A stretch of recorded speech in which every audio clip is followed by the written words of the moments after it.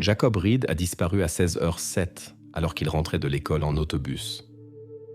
Une semaine plus tard, il fut trouvé dans un tunnel ferroviaire abandonné. L'examen médico-légal établit un fait qui inquiéta même des enquêteurs expérimentés. Jacob avait vécu plusieurs jours après sa disparition. Cela s'est passé dans la banlieue de Dalewood, un endroit petit et normalement tranquille dans le nord-ouest des États-Unis. À 16h07, Jacob Reed, âgé de 8 ans, descendit de l'autobus à l'intersection de Brooks Avenue et Oak Street. Le chemin de l'arrêt d'autobus jusqu'à la maison ne durait que 7 minutes. Ce jour-là, Jacob n'arriva jamais à sa porte d'entrée. La mère de Jacob, Julia Reed, appela la police exactement à 16h41, une demi-heure après que son fils aurait dû rentrer. Pendant la semaine suivante, la police et des bénévoles ratissèrent la zone jusqu'à ce que la recherche mène à un tunnel ferroviaire abandonné à 3 km de la maison de Jacob. C'est là que Jacob fut trouvé. Il gisait recroquevillé dans un coin. L'examen médico-légal confirma plus tard, il avait vécu plusieurs jours après sa disparition. La police reconnut immédiatement que cette affaire serait plus compliquée qu'elle ne le semblait au premier abord. Les preuves étaient inhabituelles et chaque témoin racontait une histoire différente.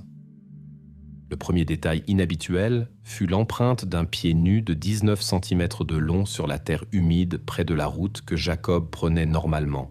Personne ne put expliquer pourquoi les chaussures du garçon ne furent pas trouvées à proximité. Ce fut la première énigme qui fit naître des doutes sur un événement fortuit. Le deuxième détail apparut dans la nuit du même jour, lorsque la police examina la maison de la famille Reed. La fenêtre de la chambre de Jacob était ouverte d'une fente depuis l'intérieur. Les parents affirmaient qu'ils la fermaient chaque nuit, par peur des courants d'air. Quelqu'un l'avait ouverte après la disparition de Jacob ou immédiatement avant. Le troisième détail émergea lors de l'interrogatoire des voisins. Mark Ellison, 46 ans, le voisin d'en face, prétendait avoir vu Jacob en dernier. Cependant, sa déclaration était contradictoire. Ellison dit d'abord avoir vu Jacob à 16h10, puis corrigea l'heure à 16h25. La police nota la divergence mais décida de vérifier sa déclaration plus tard. Hayden Reed, le frère de 15 ans de Jacob, entra également dans le viseur de la police. Il déclara avoir été à l'entraînement de football à ce moment-là, mais son alibi n'était pas encore confirmé. Il s'avéra également qu'Hayden s'était disputé avec Jacob le matin même au sujet d'un jouet. Les enquêteurs décidèrent de ne pas exclure pour l'instant la jalousie entre frères comme motif possible. D'abord, la police se concentra sur les suspects évidents. Le frère aîné, Hayden Reed, fut le premier à être vérifié. Jacob avait récemment reçu un nouveau jouet, un dinosaure jouet coûteux qu'Hayden avait demandé sans succès à ses parents pendant plusieurs mois. Le matin de la disparition, les frères s'étaient disputés violemment, précisément à cause de ce jouet. Mais Hayden insista fermement qu'après les cours, il était allé directement à l'entraînement et nia avoir rencontré son frère après l'école. Une autre personne qui éveilla immédiatement les soupçons fut un homme sans abri, connu des habitants sous le surnom de Skipper. C'est lui qui, le matin après la disparition, apporta le portefeuille de Jacob à une station-service, prétendant l'avoir trouvé sur le parking. Skipper était connu de la police pour de petits vols, mais n'avait jamais été lié à des crimes graves. Néanmoins, la police décida de le vérifier de plus près. Hayden Reed s'était disputé avec Jacob le matin au sujet du dinosaure. La police l'apprit de la mère des garçons, mais n'avait pas encore de confirmation de son alibi. Un point important était l'information sur une caméra installée près du stade scolaire. La caméra pouvait confirmer ou réfuter la version d'Hayden, mais le premier jour de recherche, la police n'eut pas le temps d'examiner les enregistrements. Les premières 24 heures d'enquête touchaient à leur fin. À 21h30, le jour après la disparition de Jacob, la police découvrit une preuve décisive. Le dinosaure jouet pour lequel les frères s'étaient disputés le matin. Le jouet se trouvait dans une poubelle directement en face de la maison de Mark Ellison, le voisin dont la déclaration soulevait de plus en plus de doutes. Les policiers ne tirèrent pas de conclusions hâtives. Ils avaient déjà compris qu'ils n'avaient pas seulement affaire à une disparition, mais à quelque chose de beaucoup plus complexe et embrouillé qu'il n'y paraissait au premier regard. 1 heure avant la disparition de Jacob, Hayden avait supprimé tout l'historique de chat de son téléphone portable. Qu'est-ce que le frère aîné essayait exactement de cacher et était-ce lié à la disparition? Les spécialistes de police restaurèrent les messages supprimés d'Hayden grâce à une sauvegarde cloud. L'historique de chat était simple, typique d'un adolescent de son âge. Hayden se disputait avec son père au sujet de l'argent de poche. Récemment, les parents avaient commencé à contrôler strictement les dépenses d'Hayden. Maintenant, il devait se justifier devant ses amis sur pourquoi il ne pouvait plus participer à leurs activités habituelles. Mais parmi les messages inoffensifs, les policiers tombèrent sur une phrase envoyée quelques heures avant la disparition de Jacob. « Aujourd'hui, tout va se décider. » Cette phrase parut suspecte aux enquêteurs, surtout compte tenu du conflit matinal des frères. L'entraîneur de l'équipe de football d'Hayden, Steve Henson, confirma aux enquêteurs que l'adolescent était à l'entraînement qui avait commencé à 15h45. Mais lors de la vérification des enregistrements vidéo de la caméra du parking scolaire, une divergence importante apparut. Hayden quitta les installations sportives à 16h25, soit 35 minutes, avant la fin officielle de l'entraînement. Pourquoi Hayden avait menti sur l'heure de son départ restait peu clair.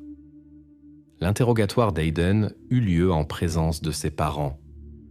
Hayden se comporta calmement, bien que ses réponses semblent plusieurs fois trop prudentes.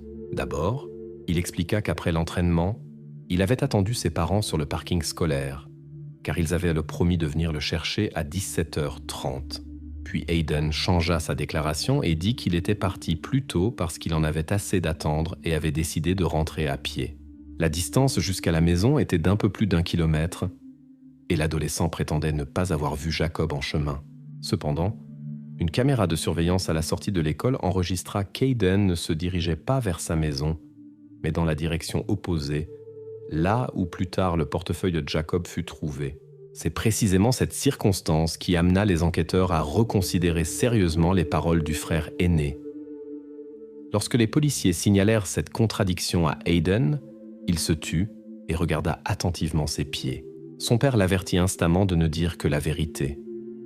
Alors Hayden expliqua calmement qu'il était allé au magasin le plus proche pour rencontrer un ami. Hayden refusa de donner le nom de l'ami, invoquant une promesse.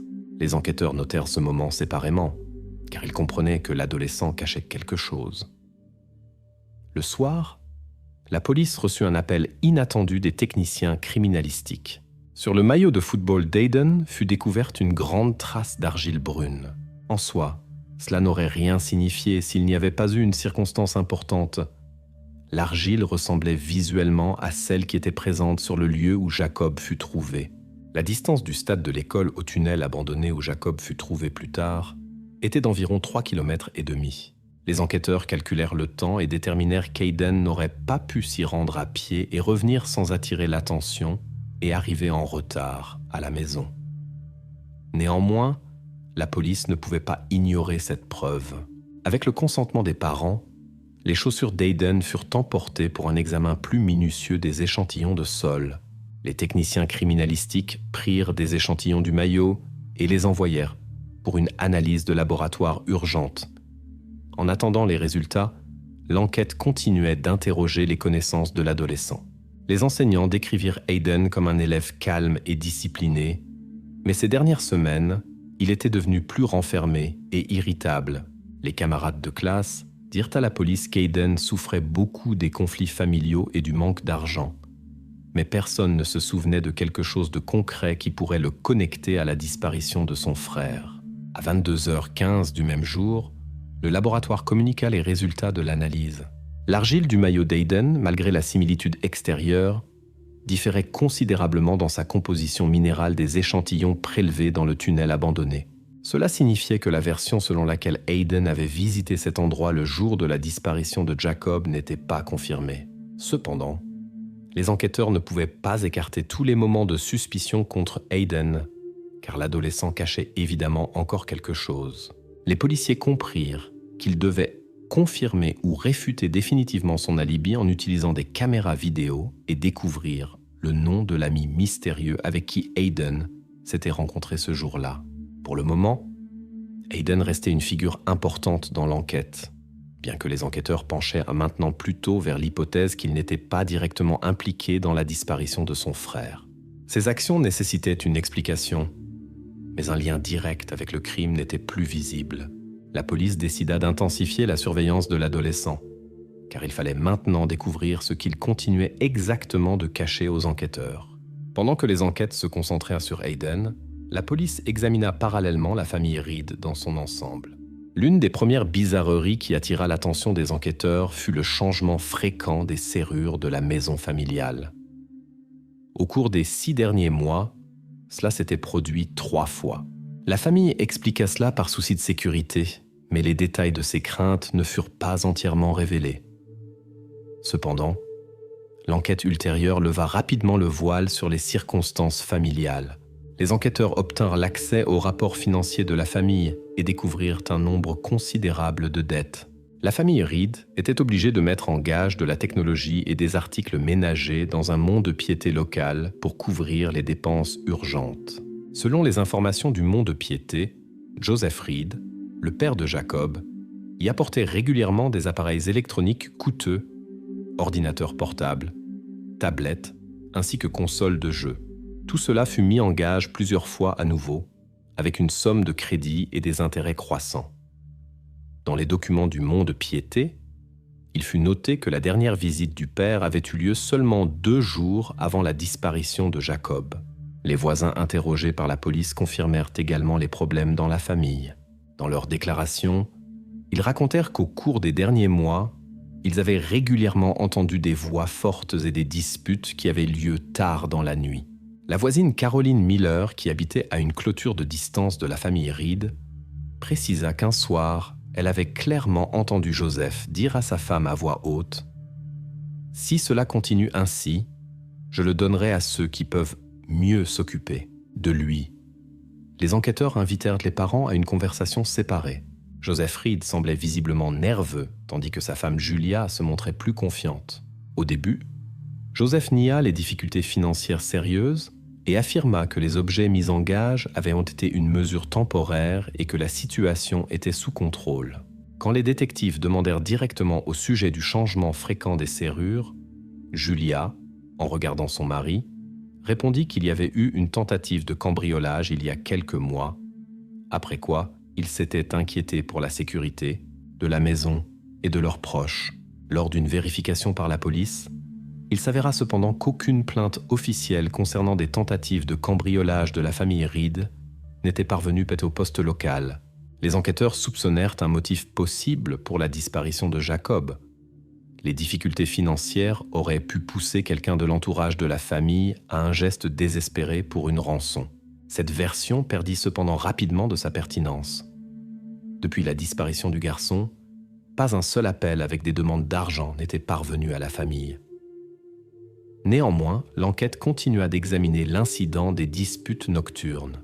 Les menaces du père enregistrées par les voisins sonnaient sérieusement. La phrase « Je le donnerai à ceux qui s'en occupent mieux » devint l'occasion de vérifier soigneusement tous les contacts de Joseph Reed au cours des derniers mois. Les détectives menèrent une analyse détaillée des appels et de la correspondance des parents, sans trouver un contact suspect qui indiquerait la préparation d'une remise ou d'un accord secret. Les menaces étaient apparemment une réaction émotionnelle aux problèmes familiaux, qui ne furent pas confirmées par des actions pratiques. Mais le fait même de telles déclarations amena l'enquête à conclure « Les relations dans la famille avaient été tendues et difficiles bien avant la disparition de Jacob, ce qui devait inévitablement affecter l'atmosphère générale dans la maison et le comportement de ses membres. » Le soir du même jour, quand il semblait que l'enquête avait épuisé toutes les pistes dans la famille Reed, le département technique de la police enregistra un appel entrant inhabituel sur le téléphone portable de Joseph. L'appel venait d'un numéro non enregistré et non identifié. L'appelant ne se présenta pas et dit seulement un mot presque en chuchotant « tunnel ». Cet appel changea brusquement le cours des enquêtes. La police prit immédiatement le contrôle du téléphone de Joseph Reed et initia une vérification technique. La voix de l'appelant était masculine, mais son identité ne put être établie immédiatement. Il resta également peu clair pourquoi il avait appelé spécifiquement le père et ce que signifiait ce terme unique. La famille Reed était extrêmement perturbée. Joseph assura à l'enquête qu'il n'avait pas reconnu la voix de l'appelant. Julia, en revanche, affirma qu'elle n'avait aucune idée de qui aurait pu faire un tel appel et pourquoi. Il fut conseillé aux deux parents de rester à la maison et d'informer la police de tous les contacts ultérieurs. À ce moment, l'attention des enquêteurs se dirigea à nouveau vers l'entourage extérieur de la famille. Il fut décidé de retracer immédiatement cet appel pour obtenir au moins un indice sur l'appelant. Le père de Jacob devint une figure clé des enquêtes pour une autre raison. Il pourrait en savoir plus qu'il ne disait à la police, sans s'en rendre compte lui-même. L'enquête maintint la famille sous l'ombre du soupçon, bien qu'il n'y ait pas de preuves directes de leur implication dans la disparition. Néanmoins, il était clair pour la police, quelqu'un près de la famille en savait beaucoup plus qu'il ne disait et était possiblement connecté aux circonstances qui avaient mené à la disparition de Jacob. Le vagabond, que les habitants connaissaient sous le surnom de Skipper, devint une nouvelle figure importante dans l'enquête sur la disparition de Jacob.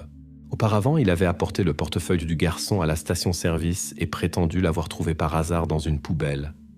Jusqu'à présent, ce détail n'avait pas d'explication claire et éveillait les soupçons de la police.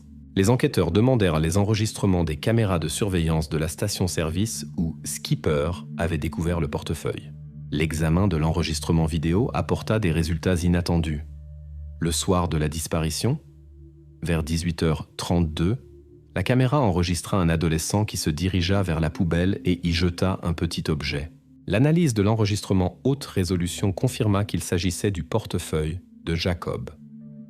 Skipper n'apparut qu'une heure plus tard, trouva le portefeuille par hasard et l'emporta. La police effectua immédiatement une reconnaissance faciale de l'adolescent enregistré sur la vidéo. Le système le reconnut comme Joe Lamb, un ami de 11 ans d'Aiden, qu'Aiden lui-même avait déjà mentionné dans ses déclarations. Il semblait que les enquêteurs avaient trouvé un indice important qui pourrait éclaircir le mystère du sort du portefeuille et le rôle des amis d'Aiden dans cette affaire. Cependant, lorsque les policiers vérifièrent les informations, ils tombèrent sur une contradiction qui les éloigna à nouveau du bon chemin. L'enregistrement vidéo montrait 18h32. À cette heure, Aiden était déjà sûrement à la maison. Ceci fut confirmé par ses parents et voisins qui l'avaient vu à la maison. Il fallait maintenant trouver Joe Lamb de toute urgence pour comprendre son rôle dans cette situation et ses motifs. La recherche de Joe Lamb dura toute la journée. Les enquêteurs visitèrent sa maison, mais la porte fut ouverte par la mère de l'adolescent qui était sincèrement surprise et inquiète de la visite de la police. Elle informa que Joe était chez sa grand-mère dans la province voisine depuis plusieurs jours et n'était pas revenu en ville ni le jour de la disparition ni après. Ceci fut également confirmé par les données GPS du téléphone de Joe, fournies par la mère. Les enquêteurs s'assurèrent que l'adolescent sur l'enregistrement vidéo ne ressemblait qu'extérieurement à Joe, mais ne pouvait physiquement pas être lui. Maintenant, l'enquête retournait au point de départ, car il fallait clarifier l'identité de l'adolescent de la caméra vidéo. En même temps, l'information fut vérifiée pour savoir si Skipper aurait pu avoir des contacts avec la famille ou son entourage. Cependant, des interrogatoires supplémentaires et la vérification de son itinéraire prouvèrent son innocence. Skipper avait réellement trouvé le portefeuille par hasard et décidé de l'apporter à la station-service, sans savoir de la disparition de Jacob. Les policiers avaient perdu beaucoup de temps à vérifier la version avec Joe Lamb, mais maintenant cette version fut officiellement close. L'adolescent que le système de reconnaissance faciale avait identifié à tort s'avéra être une personne complètement différente, qui n'avait pas de relation directe avec la famille Reed et son entourage. La police arriva à la conclusion que le portefeuille avait été placé intentionnellement par un tiers, dont l'identité restait pour l'instant inconnue. Tard dans la soirée, l'entraîneur de l'équipe de football, Steve Hanson, apparut volontairement au commissariat et informa qu'il avait trouvé une preuve importante. Il remit à la police une photo de groupe de l'équipe, prise un jour avant la disparition de Jacob. Sur la photo, On pouvait voir clairement qu'à la chaussure de sport droite d'Aiden se trouvait la même tache d'argile brune qui avait précédemment éveillé les soupçons des enquêteurs. Les experts comparèrent immédiatement l'échantillon d'argile de la photo avec les données obtenues au laboratoire. Les résultats furent sans équivoque. Cette argile n'avait rien à voir avec l'endroit où Jacob avait été trouvé. Il s'agissait d'argile ordinaire du stade de l'école, où seulement une semaine auparavant, des travaux de réparation avaient été effectués sur la pelouse. Ainsi, la version d'une possible participation d'Aiden à la disparition de Jacob fut définitivement close. L'enquête était convaincue de son innocence complète. Maintenant, l'attention des enquêteurs se concentrait entièrement sur l'appel mystérieux qui était arrivé sur le téléphone de Joseph Reed avec le mot « tunnel ». L'appelant inconnu tentait évidemment de communiquer quelque chose et les policiers comprirent qu'il était maintenant la clé de tout le mystère de ce qui s'était passé. Les prochains jours de l'enquête devaient donner des réponses aux questions les plus importantes. L'enquête devait découvrir qui exactement avait appelé et pourquoi il avait utilisé précisément ce mot. De cette information dépendait l'éclaircissement de toutes les circonstances de la disparition de Jacob Reed. Pendant que les policiers tentaient d'identifier l'adolescent qui avait jeté le portefeuille de Jacob, l'attention des enquêteurs se déplaça imperceptiblement vers une personne dont le comportement avait été énigmatique depuis le début.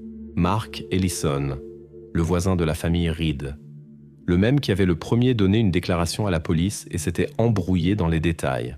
Lors d'un nouvel interrogatoire, les enquêteurs lui posèrent des questions de contrôle sur l'endroit où Jacob avait été trouvé. Ellison répondit avec assurance que la hauteur du tunnel était 2 mètres et 47 centimètres.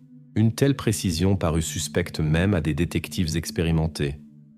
Quand on lui demanda d'où il connaissait de tels détails, Ellison hésita et répondit qu'il s'était une fois intéressé à cet endroit par curiosité. Mais sa voix et son regard trahirent de la nervosité. Sur cette base, l'enquête décida de procéder, avec son consentement, à une inspection préliminaire de la maison d'Ellison. Dans le sous-sol, la police trouva un télémètre laser professionnel, un appareil qui peut mesurer les distances avec une précision millimétrique. La présence d'un tel appareil en soi n'était pas illégale, mais paraissait inhabituelle pour quelqu'un qui prétendait s'occuper de réparations domestiques ordinaires. En plus du télémètre, un autre détail attira l'attention des détectives. Parmi les documents présentés pour inspection se trouvait un extrait d'une commande Amazon, passée il y a 2 mois. Il s'agissait de meubles pour enfants, une petite armoire et un lit. L'étrange était que la commande n'était pas au nom de Mark lui-même, mais au nom de Jacob E. Les enquêteurs ne pouvaient ignorer le fait que les premières lettres du prénom et du nom de Jacob Reed correspondaient au nom indiqué dans la commande. Lors de l'interrogatoire suivant, Ellison expliqua calmement que les meubles pour enfants avaient été commandés pour une chambre d'amis.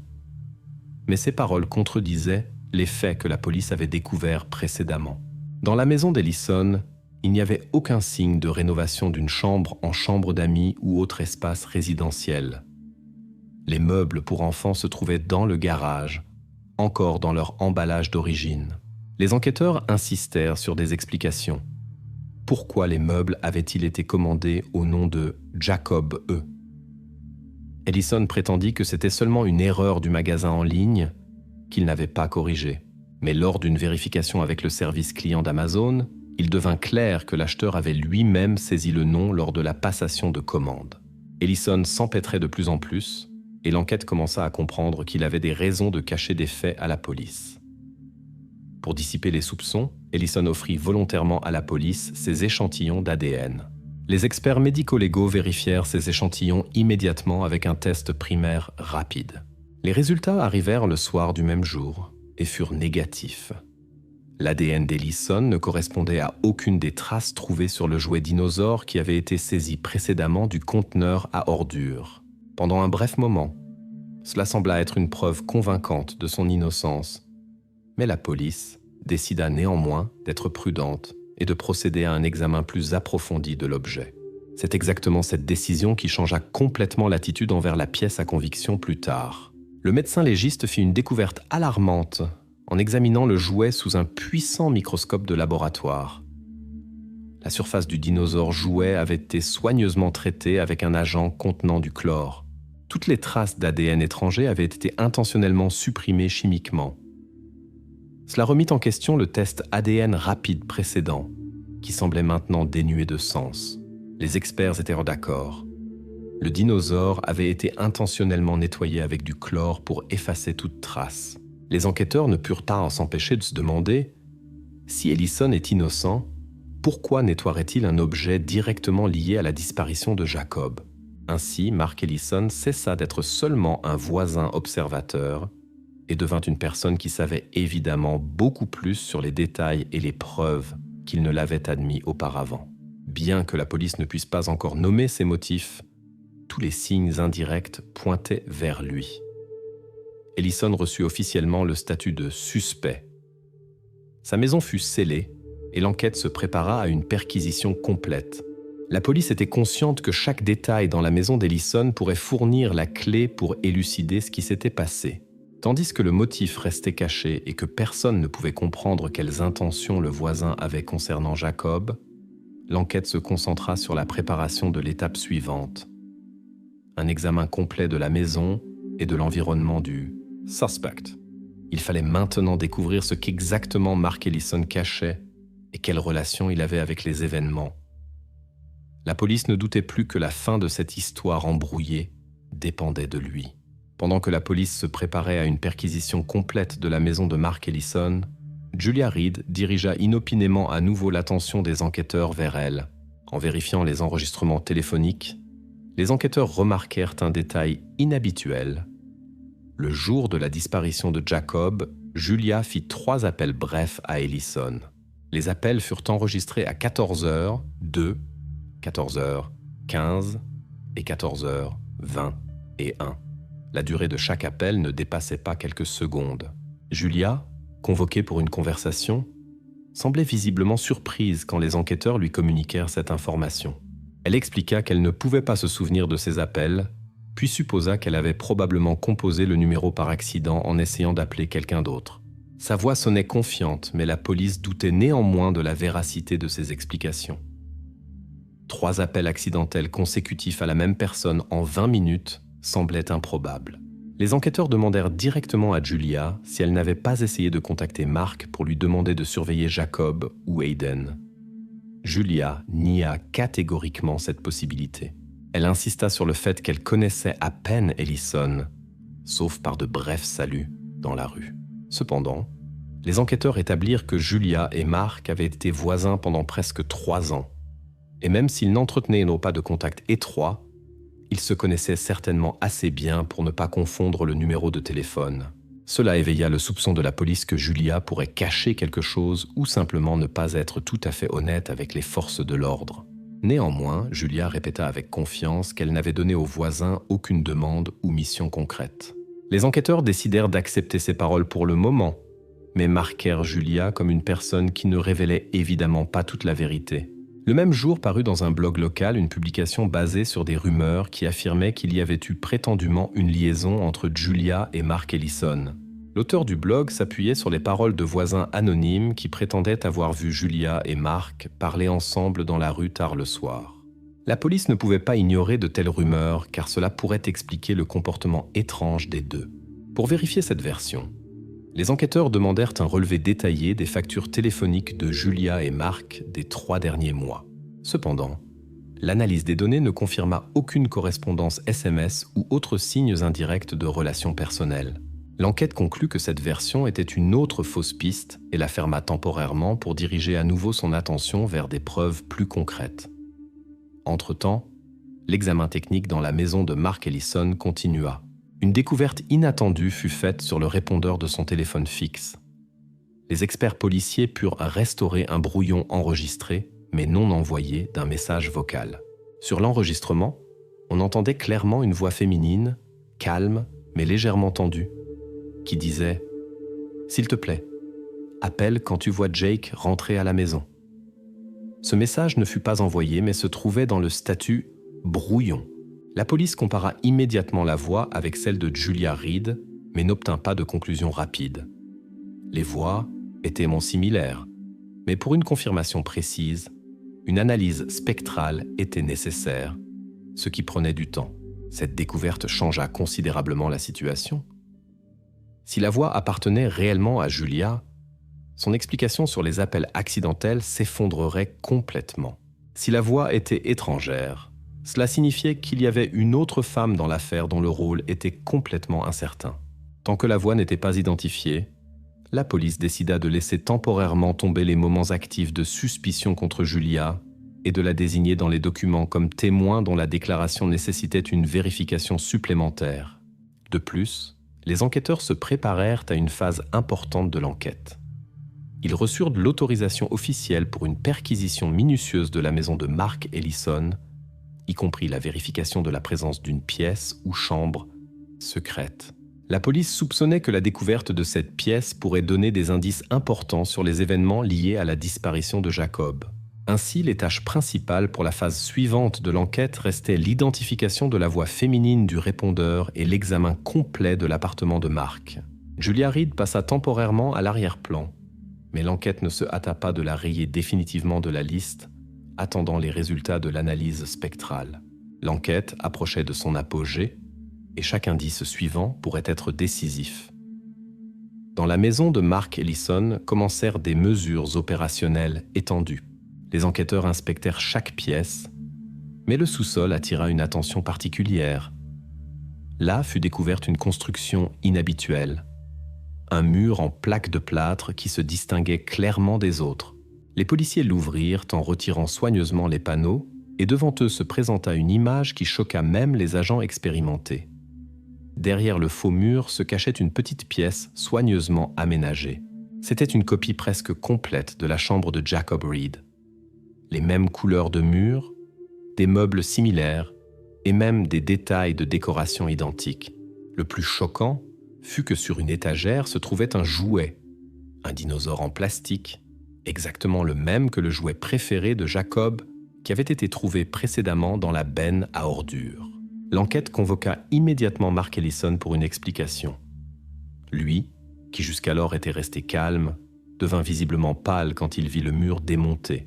Il commença à se justifier de manière incertaine, disant qu'il avait seulement aidé la famille Reed avec la rénovation et que la pièce était supposément destinée à Jacob, sur demande de la mère de Jacob. Cependant, les policiers découvrirent rapidement que tous les meubles étaient neufs, commandés par Ellison lui-même, et n'avaient rien à voir avec l'appartement réel de la famille Reed.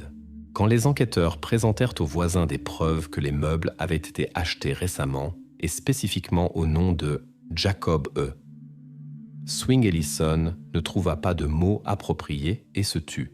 Il n'essaya plus de nier le fait qu'il avait lui-même aménagé cette pièce, bien qu'il refusât d'expliquer pourquoi il avait besoin de faire une copie complète de la chambre de Jacob. Pendant ce temps, les techniciens criminalistiques commencèrent l'examen minutieux de la pièce. Sur l'un des murs, ils découvrirent plusieurs empreintes digitales nettes qui appartenaient à un adulte, ainsi qu'une plus petite qui appartenait évidemment à un adolescent.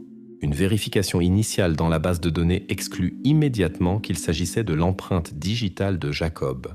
La police soupçonna que quelqu'un d'autre avait pu se trouver dans la pièce, possiblement une autre personne qui n'était pas encore apparue dans l'affaire.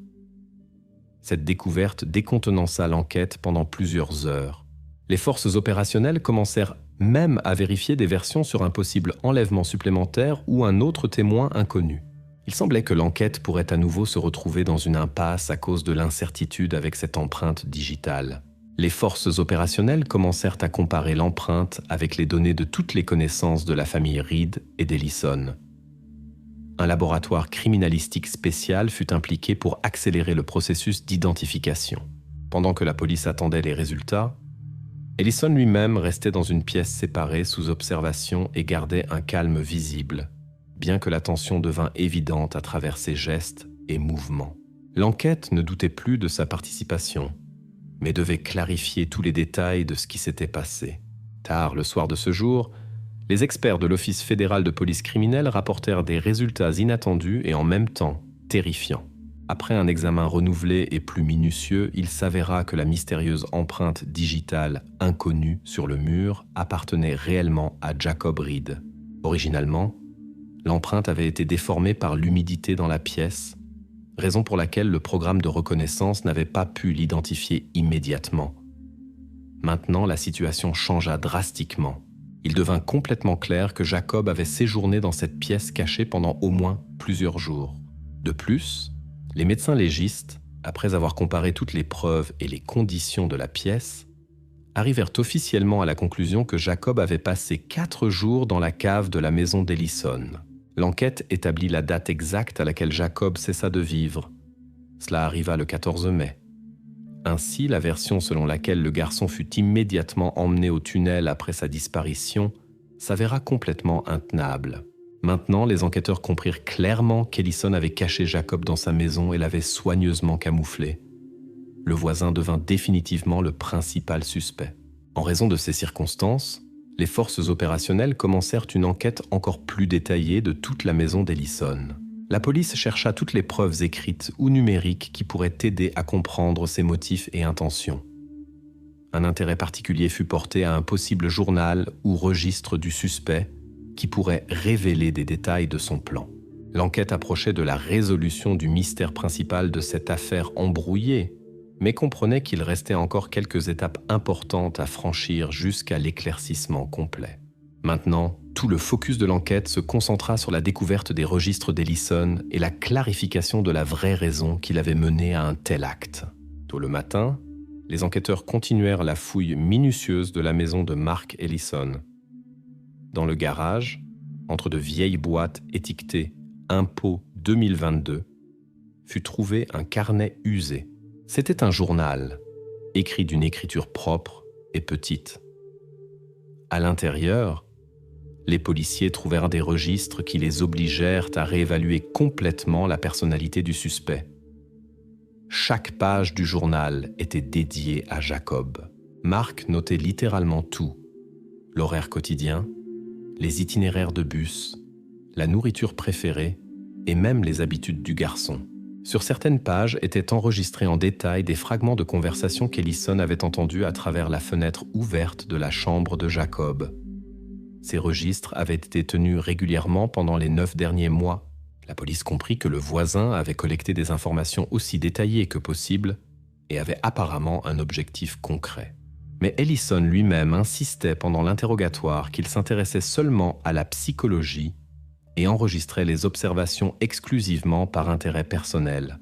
Cependant, les enquêteurs comprirent immédiatement que c'était seulement une tentative maladroite de justification.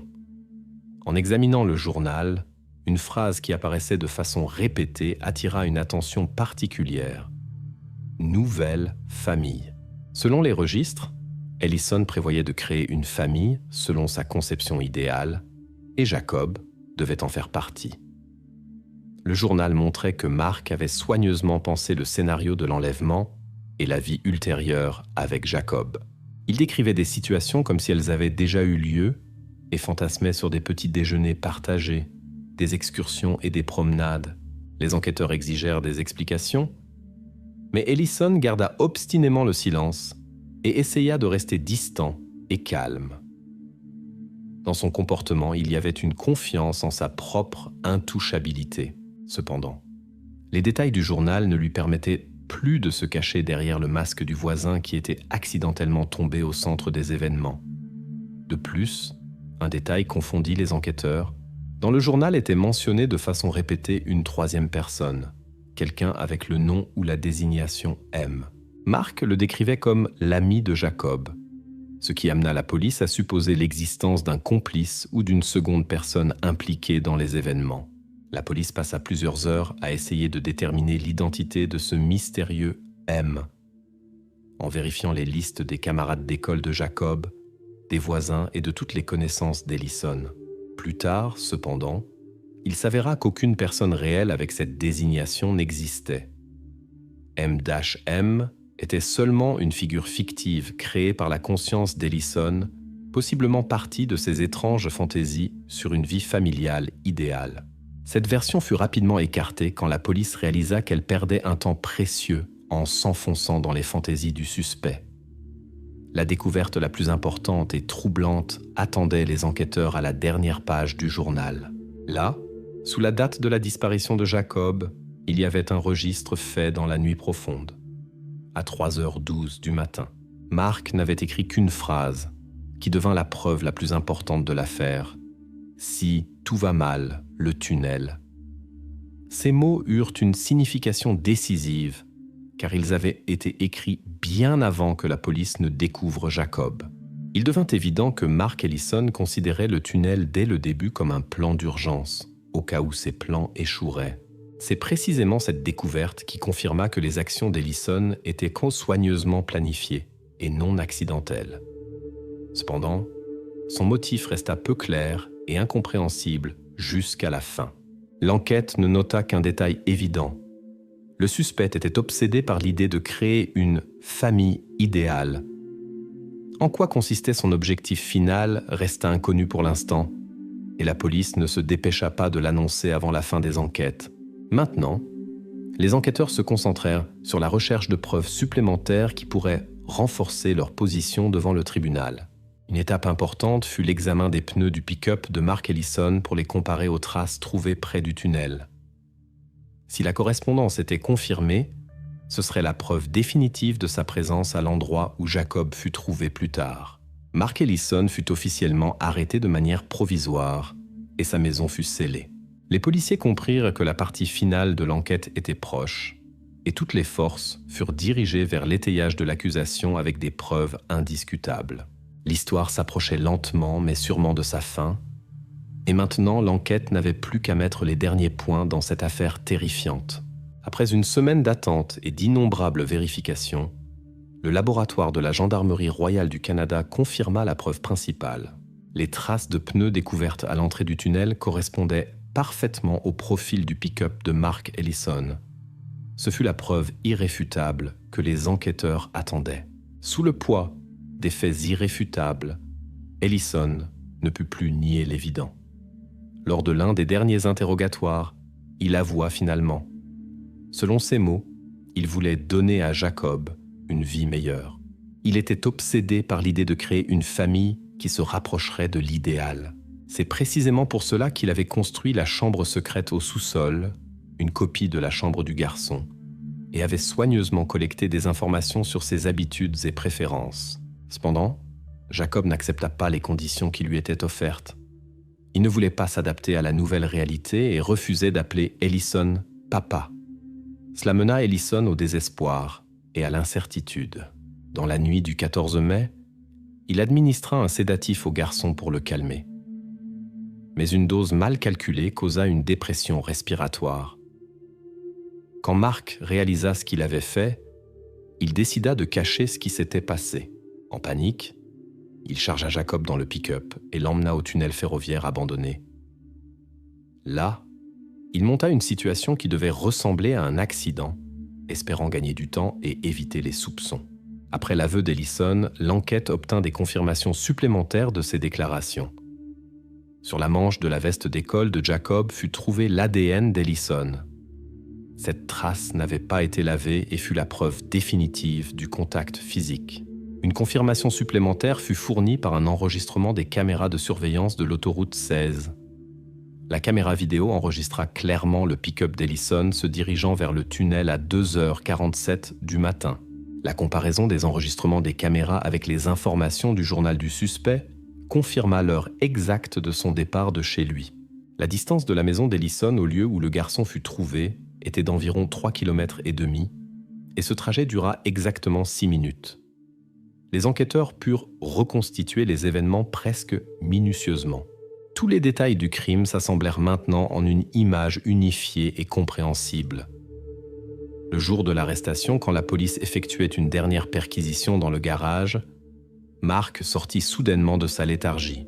Se rendant compte qu'il n'y avait pas d'issue, il tenta d'ouvrir un bidon d'essence et menaça d'incendier l'endroit. Les enquêteurs savaient qu'ils ne devaient pas céder. Ils s'approchèrent prudemment du suspect et tentèrent de le calmer, tandis qu'Ellison criait que tout était fini et qu'il ne pouvait plus supporter la pression. Les négociations tendues durèrent plusieurs minutes, jusqu'à ce qu'Ellison abandonne finalement, pose le bidon par terre et laisse tomber ses mains. Ce fut le dernier épisode de sa résistance. Le procès contre Mark Ellison commença en novembre 2024. Malgré les preuves détaillées et l'aveu d'Ellison lui-même, Certains détails de son motif ne furent jamais complètement révélés au public. Les psychologues expliquèrent le comportement d'Ellison pendant le procès par le désir obsessionnel de créer une famille qu'il considérait comme idéale. Cependant, la raison exacte du choix de précisément ce tunnel resta cachée du grand public et fut incluse dans la partie confidentielle du dossier. Le 20 novembre 2024, Mark Ellison fut condamné à la prison à vie sans possibilité de libération conditionnelle anticipée. Après l'annonce du verdict, il fut emmené à la prison de Wabash, où il devrait passer le reste de sa vie. Les enquêtes furent officiellement conclues. La police ferma toutes les versions et fausses pistes qui avaient émergé précédemment. Le frère aîné de Jacob, Hayden, fut complètement disculpé et déclaré innocent. Le sans-abri surnommé Skipper fut classé comme témoin fortuit qui n'avait rien à voir avec le crime. Les moments de suspicion contre le père de Jacob s'avérèrent également faux et furent abandonnés. La seule chose qui resta secrète fut le motif psychologique final qui expliquait pourquoi Ellison avait choisi précisément ce tunnel pour compléter son plan. Les experts ne spéculèrent que prudemment que cela était lié à la tentative de Mark de retourner inconsciemment à sa propre enfance. Mais cette question resta définitivement dans la partie confidentielle du dossier. Ainsi se termina l'une des histoires les plus sensationnelles et tragiques de la banlieue de Dalewood. L'enquête avait accompli sa tâche, rétabli la justice et clarifié toutes les questions clés, ne laissant qu'un détail sans réponse définitive. Mais c'est précisément ce détail qui continuera de fournir des discussions et débats pendant longtemps parmi ceux qui furent familiarisés avec cette enquête.